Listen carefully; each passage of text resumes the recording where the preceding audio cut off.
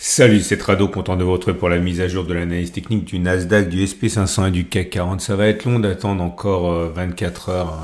C'est vendredi que Jérôme Powell va rencontrer ses homologues lors du symposium de Jackson Hole. On le sait très bien. Pour l'instant, eh bien, les cours vivotent, mais ce qui va vraiment se jouer, c'est sans doute la tendance pour les prochaines semaines, voire les prochains mois, et ça va falloir attendre. Pour l'instant, on va meubler un petit peu, on va faire du léger, on va revenir sur un backtest que vous connaissez bien et qui vous permettra d'anticiper à très court terme ce qui peut se passer.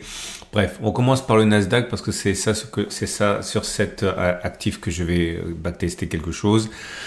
Donc, si on fait les choses depuis le début, on est toujours dans une phase de structure haussière avec des pics ascendants, des creux ascendants. On a expliqué, on a dit et redit que un retour sur les 23 000, 22 670 était un moment assez intéressant pour envisager d'acheter, que tant qu'on était au-dessus, c'était pas forcément intéressant.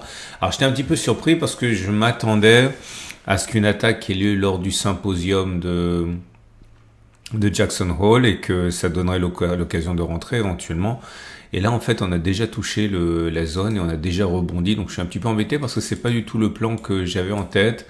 Bon, ça nous empêche pas de backtester, hein, mais je sais pas pourquoi ça a baissé aussi vite sans raison, entre guillemets, hein, sans donner de raison apparente aux traders non plus d'acheter, puisqu'on est toujours dans l'attente de ce qui pourrait se passer. En tout cas, on est venu effectivement mourir ici et on a en faisant cela créé un gap. Alors il est minuscule ce gap, mais croyez-moi, il n'y a pas de cotation entre les plus bas de la bougie du 19 et les plus hauts de la bougie du 20. C'est un gap. La nature de ce gap, alors c'est compliqué parce que si c'est un gap de continuation, eh bien dans ce cas, il faut prendre la distance parcourue avant le gap et le reporter par-delà le gap. Ça vous donne un objectif qui est d'aller chercher le bas de la zone. Bon, ça fonctionne dans un cas sur deux, hein. Le caractère prédictif, il est assez mauvais. L'idée surtout, c'est que vous avez un bon ratio gain-risque parce que si vous utilisez pour objectif, donc aller chercher, on a dit, hein, le bas de la zone, mais que vous mettez un stop de protection simplement en cas de comblement du gap, ça peut vous donner des ratios gain-risque qui sont très intéressants. Donc même si vous avez raison une fois sur deux, c'est des stratégies qui peuvent être intéressantes à long terme parce que vous gagnez beaucoup plus quand vous avez raison que vous ne perdez quand vous avez tort. Maintenant, s'il s'agit d'un gap commun, il sera comblé tout simplement et il n'aura aucune signification particulière. Vous remarquerez que des signaux qui ont été donnés ont fonctionné. Alors, je vous ai incité moi-même à faire attention aux signaux baissiers, donc je ne vais pas me prévaloir de quoi que ce soit. C'est simplement pour info. On a eu le signal hier et on était censé aller à plus bas et avec le croisement de signal du MACD, et vous voyez en ce sens la baisse du jour n'a absolument rien de surprenant puisque c'était dans le sens de la statistique. Vous avez un autre signal qui a été délivré, c'est au niveau du cycle de Schaff qui passe en dessous de 75. C'est un signal qui est censé être baissier aussi. Et vous avez également non, c'est bon. Par contre, au niveau des chandeliers japonais, alors je précise quand même parce qu'il y a toujours des nouveaux, faut pas que j'aille trop vite en besogne. Lorsque la tendance elle est haussière, j'ai tendance à encourager les traders nouveaux à spéculer à la hausse et à saisir les signaux haussiers. Et lorsque la tendance est baissière, eh bien c'est tous les signaux baissiers qui peuvent éventuellement être privilégiés. Et là, en ce sens, le signal du MACD que je viens de mentionner, étant donné qu'on était sur une structure haussière, et invité surtout à ne rien faire puisque c'est un signal baissier alors que la tendance ou la structure est haussière. Par contre, c'est pas le cas de cette bougie du jour qui est un pin bar. Alors, le pin bar, de quoi s'agit-il? Si vous êtes des habitués, vous savez très bien ce dont je parle. Vous prenez une bougie comme ça et vous calez les Fibonacci dessus, entre les plus bas et les plus hauts. Et l'idée, bon, c'est pas la façon officielle de faire, hein, c'est simplement une façon facile de reconnaître les pin bars. Si le corps est au-dessus des 38,2%, vous êtes face à un pin bar. C'est pas grave qu'il y ait une mèche ou pas, ok, en haut. Il faut que le corps soit ancré entre 0 et 38,2% de Fibonacci, donc clairement dans la partie haute, hein, de la bougie, même s'il y a une mèche haute, j'insiste.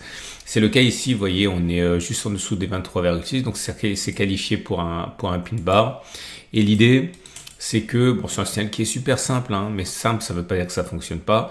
Vous prenez la distance au stop de protection, donc c'est des trades qui se prennent en toute fin de séance, c'est-à-dire voilà, vous voyez qu'on va terminer sur un pin bar à 5 minutes de la clôture, vous rentrez à ce moment-là. Là c'est déjà trop tard, j'ai envie de dire, puis on ne sait pas où on va ouvrir demain, mais c'est pas grave. L'objectif c'est de vous enseigner des stratégies, pas de trader nécessairement devant vous. Petite parenthèse, on m'a posé la question, oui, bien sûr, dans le club, je trade devant vous, justement, mais c'est des trades qui peuvent très largement excéder le cadre du CAC 40, c'est le Forex, c'est les matières premières, c'est les indices, c'est les actions aussi, hein. Donc, oui, je referme ma parenthèse. Donc, l'idée, encore une fois, c'est que vous spéculez à la baisse là, vous mettez un stop de protection sous les plus bas de la bougie. Ici, c'est un 26. Et vous visez un 26 vers le haut et un 26 x 2 donc à 2,52. Ok, et on va regarder si ça a fonctionné ou pas et si c'est rentable ou pas. Et le premier exemple il est donné ici, vous voyez, magnifique pin bar. Je vous le prouve. Ok, je vais mettre les bougies, je vais mettre les Fibonacci sur la bougie comme ça. Ok, je prends le bas, je prends le haut. Et vous voyez bien que le corps il est au-dessus des 38,2% de Fibonacci, donc c'est bien un pin bar. Vous voyez bien qu'il y a une petite moche haute aussi, hein. Et là l'objectif, imaginons que vous soyez rentré en fin de séance, vous mettez le stop de protection à 1,05 et vous voyez qu'on a fait au mieux 2, 3, je sais plus, ouais 3. Donc en tout cas on a fait une fois et deux fois la distance stop de protection. Ok, je vous montre un autre exemple. Vous connaissez ce backtest, hein, il est pas neuf là. Ce pin bar là. Alors des fois ça fonctionne pas, hein. Regardez, 2 fois de suite un échec. Il faut faire les choses précisément parce que sinon vous pouvez pas tester. Ok, donc plus haut, plus bas. C'était bien un pin bar puisqu'on était au-dessus des 38,2% pour le corps. Et là malheureusement tout de suite après on est venu toucher le stop de protection. On a fait ni une fois ni deux fois. Ok, on n'est pas monté, on est descendu. Et là c'est pareil, on avait un pin bar. Mais tout de suite après, on est venu déclencher le stop de protection. Donc, c'est un double échec, coup sur coup. Bon, vous avez compris. Et j'ai encore un échec ici. Pas de beaucoup, hein. Mais bon, c'est un échec quand même. Et j'ai fait le test. Alors, parfois, il y a une fois, mais pas deux fois. Vous voyez, par exemple, ici. Ça, c'est un pin bar. Ça, c'est pas joué à grand-chose. Mais je vous assure, je vais vous montrer. Vous voyez, là. On est bien au-dessus des 38,2%. Et si on avait acheté ici, avec un stop de protection à 0,78, on a fait au mieux. Alors, pourquoi est-ce que j'ai dit que c'était un échec? Aucune idée. C'est un succès. Bon, c'est pas grave. Comme ça. Bon, c'est pas grave. Des fois, ça fait 1, mais pas 2. Ok, là, ça fait une fois l'objectif au stop de protection, mais pas 2. Désolé, hein, pour ce fiasco en direct. C'est pas que là, tout ce que je donne, c'est à titre purement indicatif pour montrer comment je travaille. Mais il est hors de question, j'imagine, pour vous de me croire sur parole. Il faut tester derrière parce que vous voyez, des fois, il y a des erreurs comme ça. Et puis, tout est fait à la main. On me demande souvent si je programme. Non, je sais pas programmer, je sais pas coder. Donc, je fais les choses avec un stylo et un bout de papier. Donc voilà, au bout de 30 occurrences, on va faire comme si je m'étais pas trompé tout à l'heure. De toute façon, ça c'est favorable, mais on va faire comme si je m'étais pas trompé. Et le résultat est le suivant. Peut-on envisager, suite au pin bar du jour, de faire une fois la distance stop de protection? Donc je parle ici de 1,26 vers le haut. La réponse c'est oui. Ça a fonctionné 18 fois, ça a échoué 12 fois, autrement dit, dans 60% des cas. 60% des cas, ça veut dire que si on avait risqué 100 € par trade, on aurait gagné 18 fois 100, 1800, on aurait perdu 12 fois 100, 1200, 1800 moins 1200, c'est positif, hein. Donc ça aurait été un trade rentable, une stratégie rentable sur les 30 dernières occurrences. Et en plus, c'est un caractère prédictif, hein, puisque 60% des cas. Et ensuite, peut-on envisager de faire 2 fois distance au stop de protection? Donc j'ai dit 2,52 avant que de faire 1,26.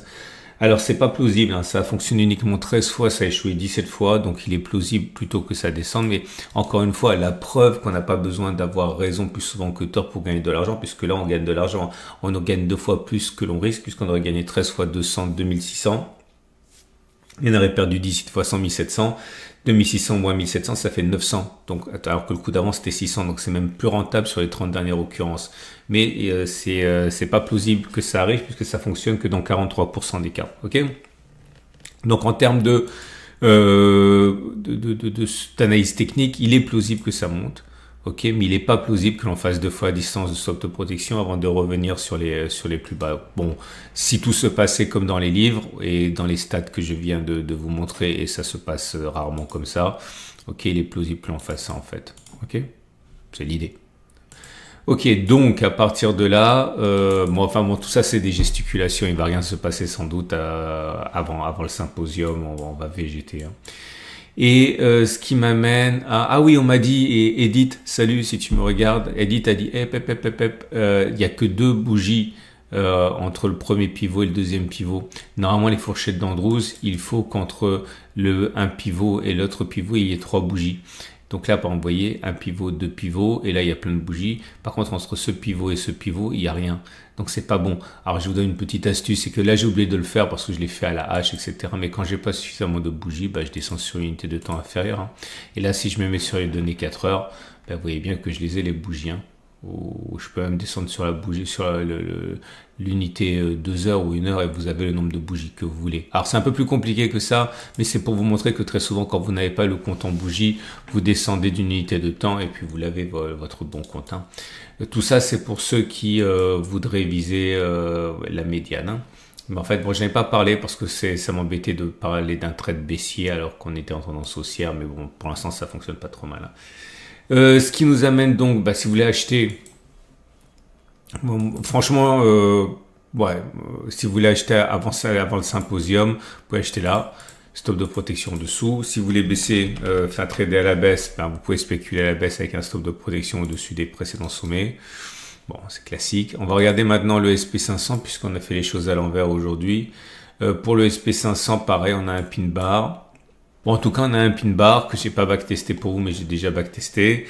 Si vous êtes acheteur, vous attendez éventuellement de revenir ici, vous achetez, stop de protection en dessous. Si vous êtes vendeur, soit vous spéculez à la baisse, stop de protection au-dessus, soit vous attendez que l'on casse.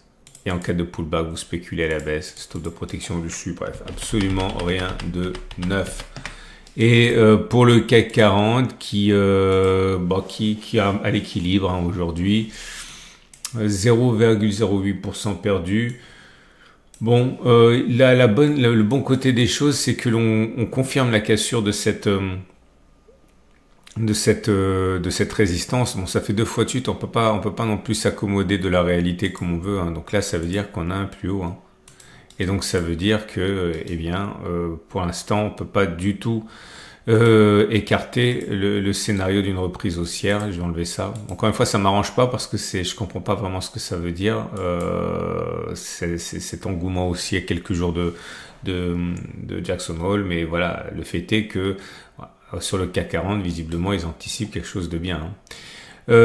Donc si vous voulez acheter, c'est la même zone hein, ici, hein, 76,075,00. Soit vous achetez en cas de retour ici et stop de protection en dessous, c'est une possibilité. Soit vous achetez maintenant, mais le problème c'est que votre stop de protection il est loin.